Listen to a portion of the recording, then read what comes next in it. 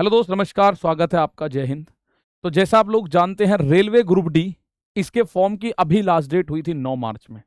तो 9 मार्च में पहले इसकी डेट हालांकि 2 मार्च थी, लेकिन लास्ट में 2 मार्च के टाइम के आसपास आप जानते हैं होली भी थी। बहुत सारे बच्चों को फॉर्म भरने में दिक्कत हुई, लास्ट के 3-4 दिन वेबसाइट में भी परेशानी रही। तो उसमें आप लोगों को पता है फिर उन्होंने एग्जाम की डेट को बढ़ा दिया। जो एग्जाम की डेट नहीं, सॉरी, उसने फॉर्म फिलिंग की डेट को बढ़ा दिया। जो फॉर्म फिलिंग की लास्ट डेट 2 मार्च थी वो बढ़ाकर 9 मार्च यानी एक हफ्ता बढ़ा दी। और ये पहली बार नहीं हुआ है, आप देखोगे पिछला वाला जो एनटीपीसी था उसकी भी डेट एक एक हफ्ते पहले ग्रेजुएशन लेवल की बढ़ी, फिर अंडर ग्रेजुएशन लेवल की बढ़ी। तो ये रेलवे में दोनों तरीके के, मतलब जितने भी एग्जामिनेशंस हैं सब में लास्ट में आके सर्वर की दिक्कत हो जाती है, सब में लास्ट में आके परेशानी थोड़ी सी हो जाती है। तो ये क्या करते हैं, ये एग्जामिनेशन की डेट को थोड़ा सा एक्सटेंड करते हैं एक हफ्ते। हमेशा अभी तक जो हुआ है एक हफ्ते का एक्सटेंड जो मिलता है, एनटीपीसी देख लो चाहे आप अब ग्रुप डी की बात कर लो, तो रेलवे बढ़ा देता है। तो ग्रुप डी की जैसे ही लास्ट डेट निकली है फॉर्म भरने की 9 मार्च, तुरंत यूट्यूब पर आप लोगों के सामने आ चुका है, एक बाढ़ सी आई है कि भलिया बेंगलोर जोन में इतने हैं, गुवाहाटी जोन में इतने फॉर्म आए हैं, इतनी वैकेंसी है, या प्रयागराज जोन में इतने आए हैं, या मुंबई जोन में इतने आए हैं। मतलब आपको जोन वाइज वैकेंसी और जोन वाइज कितने फॉर्म भरे गए हैं उन सब की वीडियोस आप लोगों के फोन तक पहुंच चुकी होंगी। बहुत अच्छे से मैं जानता हूं इस बात को, लेकिन मैं ये बात, आज ये वीडियो मैंने भी बनाई है, इसका उद्देश्य केवल और केवल इस बात को आप तक पहुंचाने का है। ठीक है, आप जानते हैं आरडब्ल्यूए की तरफ से अगर कोई वीडियो बनेगी तो प्रामाणिकता के साथ बनेगी, लेकिन कोई प्रमाण कैसा भी ऑफिशियली उपलब्ध नहीं है। तो आज की इस वीडियो का जो उद्देश्य मुख्य रूप से यही है, हम बात करेंगे कुल कितने फॉर्म। तो फॉर्म अभी जितने भी लोग आपको बता रहे हैं वो एक अनुमान है केवल। और ये जो आपके सामने शॉर्ट वीडियोस में निकल के आते हैं कि इस जॉन से इतने फॉर्म, वो तो बिल्कुल फेक होते हैं। मैं बात करूं कितने फॉर्म, तो मेरे प्यारे भाई पिछली बार 1,07,8 लाख के आसपास फॉर्म थे, इस बार भी लगभग इतने ही फॉर्म, 1 करोड़ के प्लस माइनस 10 लाख ले लो, या तो 90 लाख के आसपास या फिर 1,10 के आसपास, मतलब इस रेंज के फॉर्म आएंगे। तो थोड़ी सी बात कर लेते हैं आज हम। तो भाई यहां देखते हैं कुल कितने फॉर्म भरे गए, कठिन कंपटीशन, आपको तैयारी कैसे करनी है। ग्रुप डी की वैकेंसी में फॉर्म भरने का कोई भी बड़ी मुद्दा नहीं है। उसका कारण क्या है आप लोग बहुत अच्छे से जानते हैं। ये एक ऐसी जॉब है जिसमें एज लिमिट ज्यादा है, एज लिमिट औरों से ज्यादा है, एज लिमिट औरों से ज्यादा है, औरों से ज्यादा है। दूसरा भाई आप जानते हैं जर्नल का कैंडिडेट भी इसमें 30 प्लस अगर हो गया, भाई 30 साल की उम्र तक जर्नल कैंडिडेट इधर उधर एग्जामिनेशंस में फॉर्म भरता है, उसका अगर कहीं नहीं हुआ तो जर्नल कैंडिडेट ज्यादातर सभी वैकेंसीज में आउट है। लेकिन यहां 30 साल से भी ज्यादा उम्र होने पर वो इस फॉर्म को भर सकता है।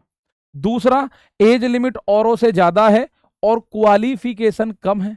क्वालिफिकेशन क्वालिफिकेशन औरों से कम है, क्वालिफिकेशन औरों से कम है मेरे दोस्त। भाई इसमें कुल आपसे क्या मांगा, 10th पास मांगा, 10th पास मांगा है आपसे।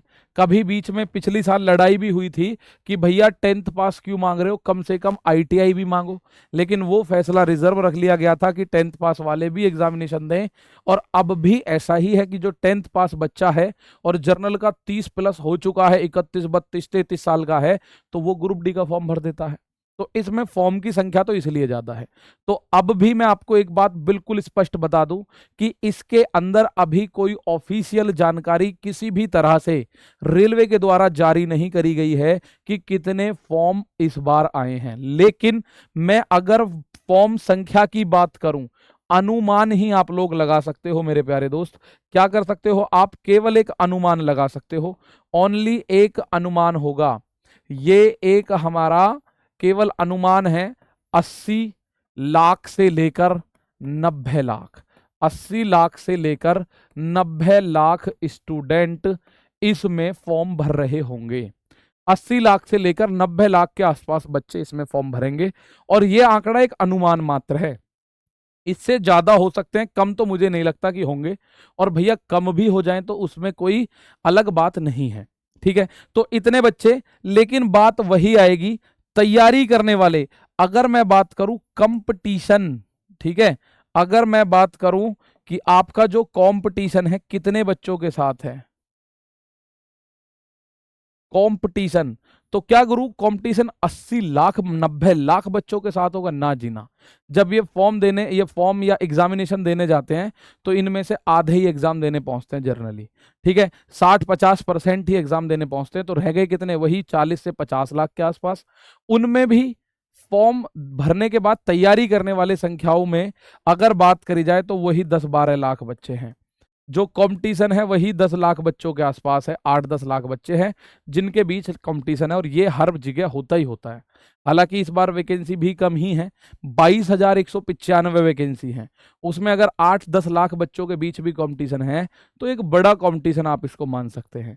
अब इसकी तैयारी कैसे करनी है तो ये तो आप लोग अच्छे से जानते हैं। तैयारी करने के लिए इसमें मेरे दोस्त मैं आपको बता दूं, मैथ्स होता है, इसमें मैथ्स आता है, इसमें रीजनिंग आती है, इसमें साइंस आती है, और इसमें आपकी करंट अफेयर्स आता है, करंट अफेयर्स। तो मैथ्स, रीजनिंग, साइंस और करंट अफेयर्स, ठीक है। Maths 25, reasoning 30, science 25, current affairs 20, ठीक है। हो गए पूरे 100 क्वेश्चन, 25-25, 50 और 50-100। तो आप लोगों को मैं बता दूं इसमें आपको बहुत ज्यादा ना तो हिस्ट्री, ज्योग्राफी, पॉलिटी, इकोनॉमिक्स, इसमें बहुत ज्यादा डीप में नहीं पढ़नी आपको भाई। सबसे बढ़िया तैयारी करने का तरीका क्या है?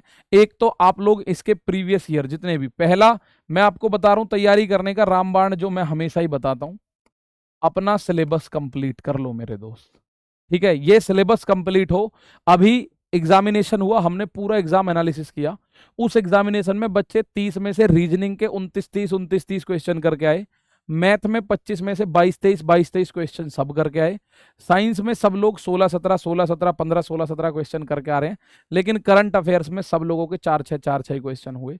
उसका कारण था कि सब हिस्ट्री, ज्योग्राफी, पॉलिटी, इकोनॉमिक्स सब कुछ रट के गए, लेकिन क्वेश्चन में जो पूछा गया वो पूछा गया करंट अफेयर्स, हाल फिलहाल का। अगर पॉलिटी भी पूछी गई है तो करंट अफेयर वाली पूछी गई है कि फलाने मंत्री या फलाना मंत्रालय जो भी है। इकोनॉमिक्स पूछी गई है तो वो करंट अफेयर से पूछी गई है, तो वो जो चीजें पूछी भी जा रही है करंट, तो हिस्ट्री ज्योग्राफी तो खत्म बिल्कुल, इसमें नहीं पढ़नी सिलेबस। और सबसे इंपॉर्टेंट चीज है प्रीवियस ईयर क्वेश्चंस बहुत आराम से आप लोगों के पास अवेलेबल होंगे, पिछले वर्षों में आए हुए question, previous year questions, PYQ, आप इनको कंप्लीट कर लेना। उसके अलावा आप लोगों को मेरे दोस्त मॉक टेस्ट और प्रैक्टिस सेट ये चीजें कर लेनी है जरूर। प्रैक्टिस सेट, ये 4 चीजें अचूक मंत्र है भैया, ये चूकेगा नहीं कोई भी बच्चा जिसने ये चारों कंप्लीट कर लिए। सिलेबस, अच्छा पीवाईक्यू कौन से करने हैं?